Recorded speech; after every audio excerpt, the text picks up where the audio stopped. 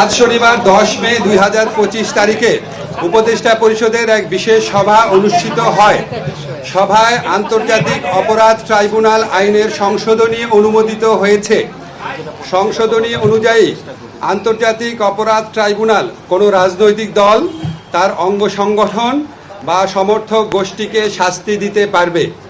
উপদেষ্টা পরিষদের বৈঠকে আন্তর্জাতিক অপরাধ ট্রাইব্যুনালে বাংলাদেশের আওয়ামী লীগ ও তার নেতাদের বিচার কার্য সম্পন্ন না হওয়া পর্যন্ত দেশের নিরাপত্তা ও সার্বভৌমত্ব রক্ষা, জুলাই আন্দোলনের নেতাকর্মীদের নিরাপত্তা এবং আন্তর্জাতিক অপরাধ ট্রাইব্যুনালের বাদী ও সাক্ষীদের সুরক্ষার জন্য সন্ত্রাস বিরোধী আইনের অধীনে সাইবার স্পেস সহ আওয়ামী লীগের যাবতীয় কার্যক্রম নিষিদ্ধ করার সিদ্ধান্ত গ্রহণ করা হয়েছে।